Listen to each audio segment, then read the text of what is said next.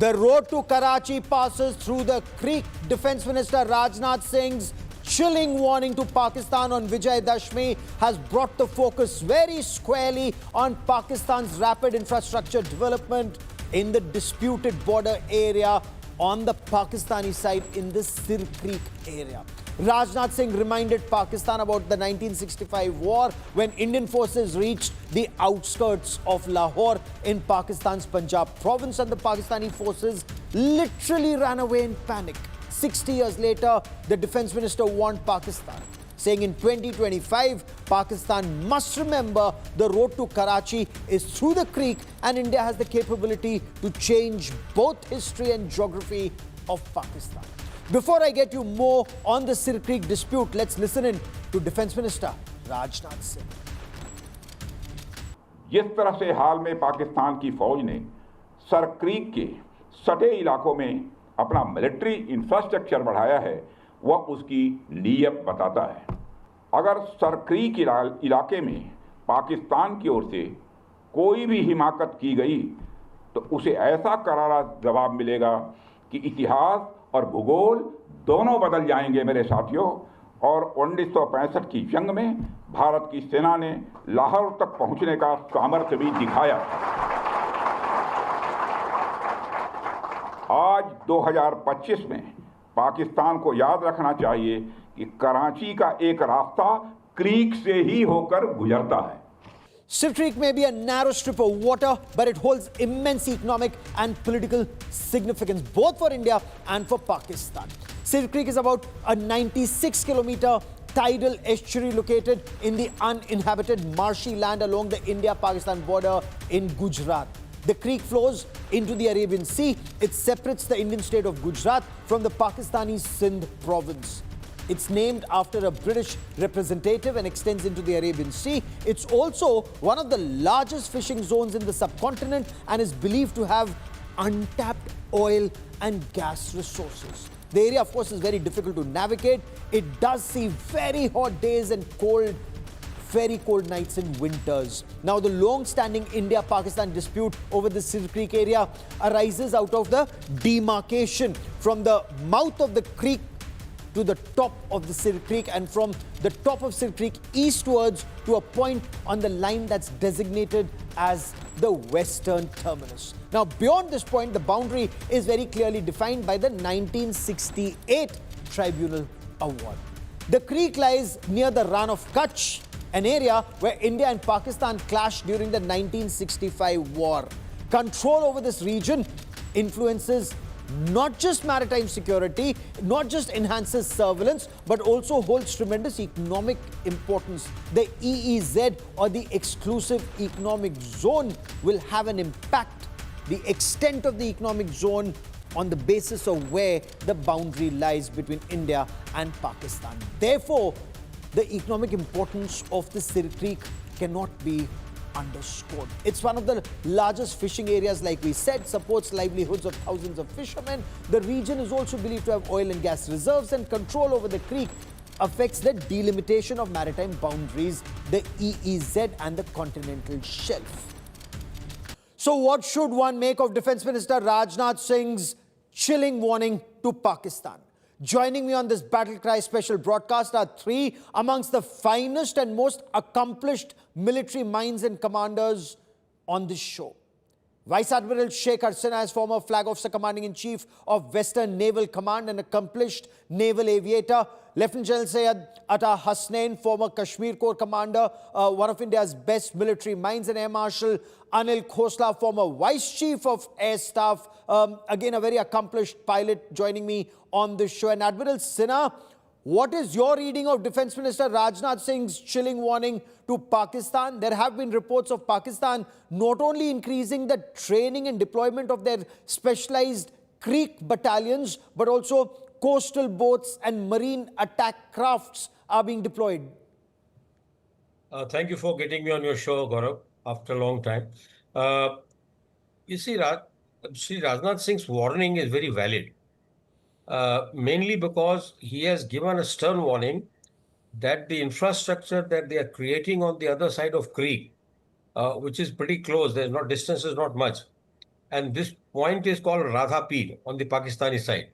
So around Radha Pir, they have built which looks like two big hangars and possibly an advanced landing ground beyond that. Now, his warning is that if you create infrastructure to create problems, because they have added number of more battalions. Earlier, only one SSGN battalion used to be there, but now apparently there are three, four of them. So he has warned them that if you are thinking of any misadventure, because the circuit boundary still remains unresolved. Now, unresolved in the sense that I will give you just a small input. The broader things we can talk later on after my other colleagues have spoken. You know, it is basically regarding the median line in the creek. Yes. So the creek is, it's flowing from land, rivulet, and it is coming into the Arabian Sea.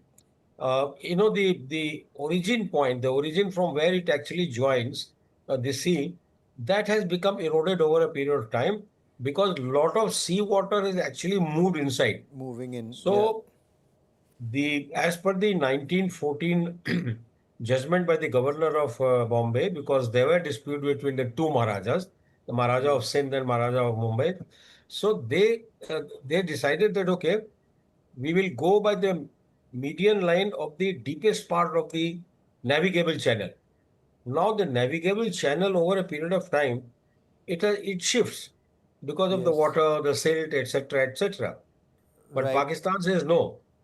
It will be from the eastern end of the mouth of this estuary. Now, if you go to eastern end, then it will change the EZ, the maritime boundary line, and also it will impact our hold on the land border. There have been number Absolutely. of bilateral No, visits and by then our hydrographers. this deployment, negotiations can happen. But if they think that they can change it by force, that's a cause for concern, General Hasnain. Even in 1965, the war that began started with operations in the Sir Creek area. And when Pakistan did not succeed, as you well know, they shifted focus again to Jammu and Kashmir. Rajnath Singh spoke of Indian forces reaching the outskirts of Lahore 60 years ago. Pakistan very clearly does not seem to be learning from its past mistakes. What do you make of Rajnath Singh's very specific warning and the reason for it for you, sir? Thank you, Gaurav. Thank you for inviting me for your show. And I think Admiral Sinha has very adequately covered the maritime aspects and the aspects of the boundary as such, because he understands it very well. I am a land lubber. Let me explain to you from a land angle. This is the area also, which very correctly said, in April, May of 1965, the war actually started here. Before the war went into August in 1965 in Jammu and Kashmir, it started with Haji Pir, it actually commenced here. Having said that, over the last couple of years, Pakistan's approach and concept has essentially been hybrid in nature. And that involves drugs, a lot of currency, movement of currency, fake currency, a lot of other aspects like terrorists or human resources, etc. Now, this is besides leaving out Kashmir, this is an area, difficult area through which all this kind of movement, surreptitious movement into Gujarat can take place. So, obviously, this kind of infrastructure which is being built, etc., reveals that this Pakistan's intent is to try and show or project a threat building up in this area to spread our overall gaze. The Raksha Mantri has been absolutely bang on. First of all, going to Bhuj for Dasera to celebrate Shastra and to do Shastra Puja with the troops there, I think is a right projection to show Pakistan that our gaze is all along our Western Front. Please don't go under the misnomer that we are looking at Siachen and Kashmir and in Punjab. We are looking at the entire Western Front. That's the kind of projection which I think the Raksha Mantri has made on the spot, and which is very correct. This narrative building, which we always decry in our case, where we say we are not good at narrative building, I think the Raksha Mantri has taken it virtually to heart and actually is developing it extremely well. That's the way he's very been doing it on interesting. Pakistan-occupied Kashmir too. You know, right now you see a lot happening all the way from Pakistan-occupied Jammu and Kashmir, including Gilgit and Baltistan, to other provinces of Pakistan. But here, across in the Sindh province of Pakistan, Air Marshal Khosla, there are reports in Pakistan that they're not only strengthening their air defenses in this region, but also radars, deploying additional missiles, surveillance aircraft have been spotted in this area. There's increased air activity. Given India was able to shoot down, not just the Atlantic after the Kargil war in 1999, but just now an airborne early warning aircraft more than 300 kilometers inside Pakistan. Air Chief listed out Pakistan's losses. Is Pakistan rebalancing some of its forces? Yeah, thank you, Gaurav, for asking this question and also getting me on the show. So this area, aptly brought out by Admiral and the General, that is a very, very strategically important area. One is, it's disputed, and secondly, uninhabited, difficult terrain, marshy land, and but it has got repercussions because it's very close to the sea lanes of communications and very close to the economic hub that is Karachi of Pakistan. And thirdly, it has got direct impact on the EEZ, thousands of kilometers of EEZ.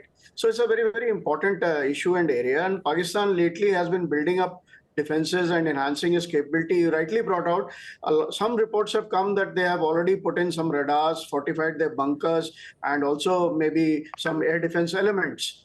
Notwithstanding that, you rightly brought out in Kargil, after Kargil, the Atlantic was shut down. And now also we have standoff capability of pushing them away with S-400, up to 200, 300 kilometers. I mean, 300 kilometers kill has been obtained this time, so that will push them back. The Pakistan actually should learn from all this and refrain from doing all these activities. But I really wonder what sort of a thinking mindset they have, that they continue with the same policy of anti-India and, provoking India time and again. And this warning this time is very, very harsh, that, talking about the geography and the history, like 1984 Siachen and then 1917 Bangladesh. So I think they should learn from that, and this is a very, very stern warning at this time. And it is in concert with the red lines drawn after Op Sindoor, where they said that any provocation will be total war.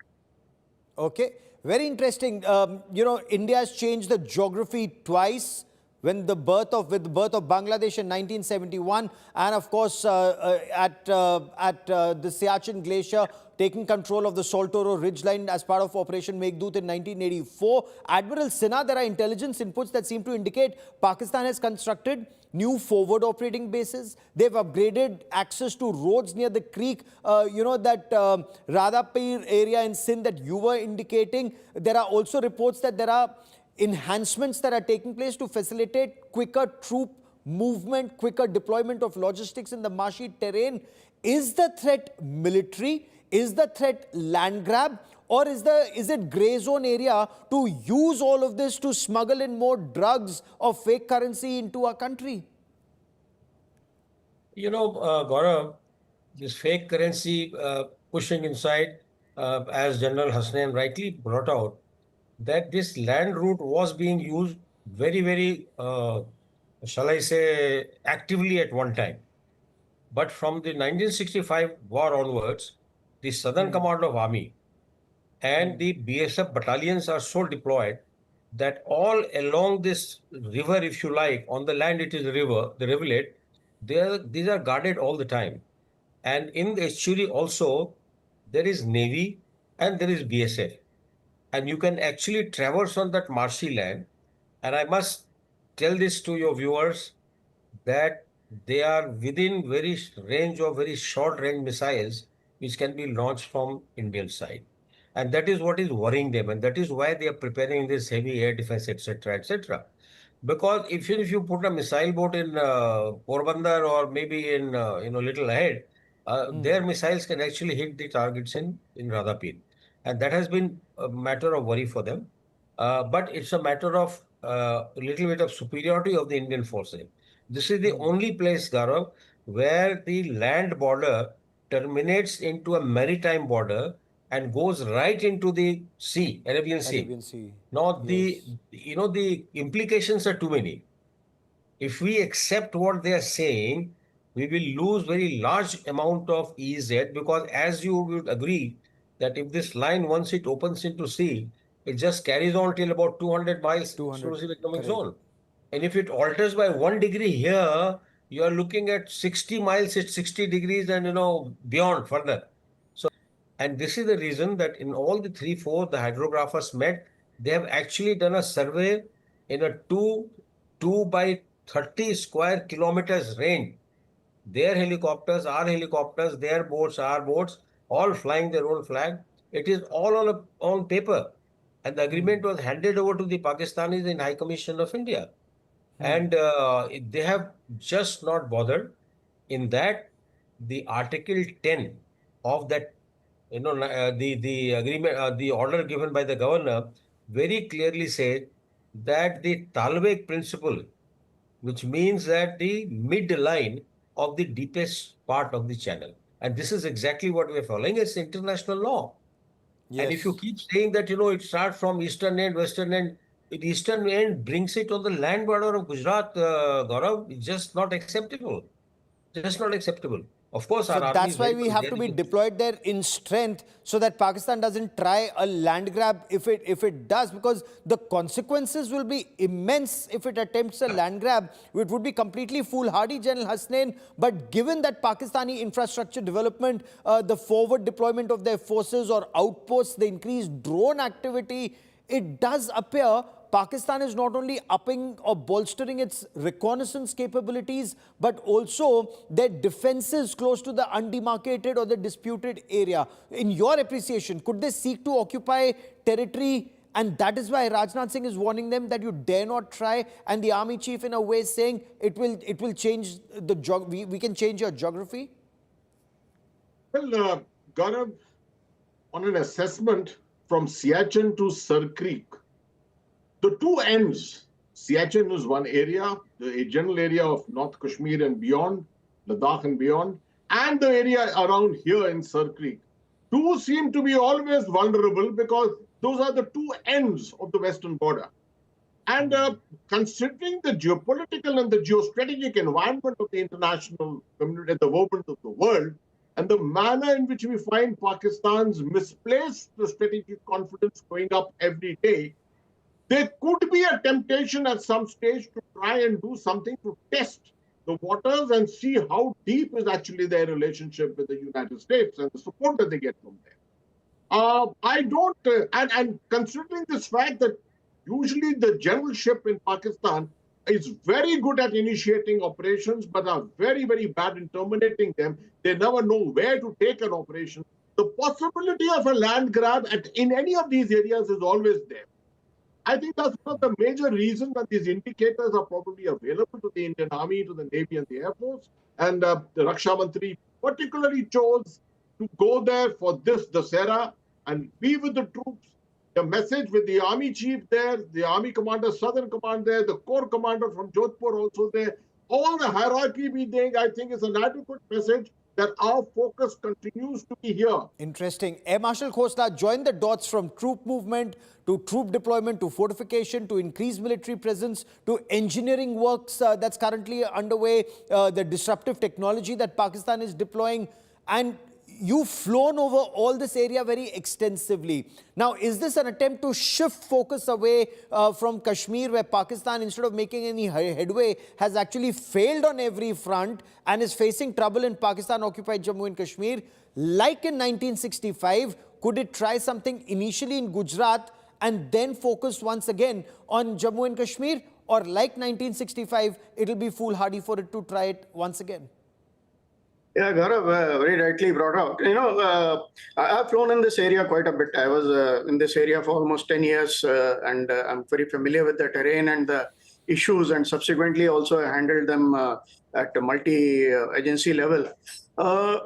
So if you see, you said join the dots, like what noises they're making after Op Sindoor. And you see the trend which is happening in their policy of against India. So, earlier they was limited to, maybe POK area or this thing across the, not opening the IB sector. But slowly they are increasing this thing. Now, Op Sindoor, now what they don't realize is that we have the standoff and precision to address the entire country. They don't have the strategic depth, which has been proven in Op Sindoor. And that is one of the major issues, what they're not realizing. And post Op Sindoor, if you join more dots, they're trying to open multiple fronts like, infiltration through Nepal, and also making statements that, next action will be towards the east, and with Bangladesh making anti-India's. So they're trying to maybe open multi-domain, multi-front this thing, but it will backfire on them. They're not realizing. On Karachi, we have not actually unleashed a full power at the moment. And Karachi is the economic hub. If they try something, and if we unleash our full power, military power, I'm talking about kinetic and non-kinetic, I think they'll not be able to withstand our onslaught. And let me get Admiral Sinha on the use of kinetic and non-kinetic power and conversations around Karachi. 1971, Karachi was burning for 11 days. This time during Op Sindoor, Navy did play a coercive role. There are reports that seem to indicate, and sir, you can tell us better, that Pakistan shifted its warships not just into the harbour, but into the civilian harbour. Now, will Sir Creek area see more aggressive use of forces in your view? Do you see more aggression in, as Air Marshal Khosla pointed out, in these waters in times to come? Well, Gaurav, as far as I recall, this is one area where this tri-service cooperation and tri-service power is quite high. If a kinetic happens, I mean, God bless those people. The more important thing is that as you go past Radhapir, as you go a little bit ahead, it is Keti Bandar port and what is called the Kiamari oil farm for the entire Pakistan. And that is very much within the reach. One doesn't have to use, very much power. It just requires a little bit of ignition. And it was Kiamari farm which was burning in 1971. That missile had gone and hit the biggest, the tank in the farm. Oil dump. Yeah. Here, the surveillance by Air Force, the immediate response mechanism by the Navy, the information gathering by BSF, and the backup by the Army. I mean, it is a classic case of a joint warfare, which you can see, strongest. And I think that the weight of the attack can be so strong that, they can be pulverized in that area completely. I mean, we have to keep a watch. We're not worried. We are concerned that what is in his mind. What is in the mind of Pakistan, because they are, they can have a very funny ideas in their head and begin something just like they did in Pahalgam. Absolutely everything was quiet and they created. So Pakistan is known to create a problem rather than have a problem. They create a problem so that you can activate, and then they can prove their, necessity to the political masters and continue to suck the budget into making a lot of things. And now they've got, Asim Munir, good point you make there, because Asim Munir firmed up his position in Pakistan as the numero uno man and elevated himself as Field Marshal despite losing in Operation Sindoor. So very clearly, he could try something like that, either to get an extension or to firm up an extension or to remain in power indefinitely till the time he's either sent out of the country or meets another fate case of exploding bangos like in the case of Ziaul Haq. But General Hasnain, read the enemy's mind. He's in trouble already in Khyber Pakhtunkhwa, in Baluchistan, in Gilgit-Baltistan. POK is burning. Does it benefit him to shift focus to Sir Creek, or does it actually benefit him, because then all the attention will shift from all these battles to Sir Creek? You said it absolutely, Gaurav. The issue is with all the problems that you have just mentioned, and particularly the ones in POK at the moment, because that's the most sensitive area for this. And POK includes Gilgit-Baltistan. Obviously, his attention is now focused there, and he wants us to take our attention away from all this. So, as I said before, the generalship of the Pakistan Army is always unpredictable. They are always irrational to a great extent, because they love to try out something which they know is going to fail. And in this case, they know very well that a place like Sir Creek, We are extremely well prepared there, but yet perhaps just to out of this thing, they may just decide to do something there to be able to divert attention from the internal issues which are going on at the moment. And that is something they should be warned against. And perhaps that's exactly what Rajnath Singh has done, because internally in Pakistan, he's being called a traitor and a sellout for accepting Donald Trump's plan on Gaza. But we'll track that story very, very closely. India has warned him, if you're in trouble, don't try anything on this territory. Thank you very much, Air Marshal Khosla, Admiral Sinha and General Hasnain for joining me on this Battle Cry special broadcast. And this is a story we'll be tracking very, very closely. Thank you. That is all I have for you on this Battle Cry special. Many thanks for watching. News and updates continue on India Today. Stay with us.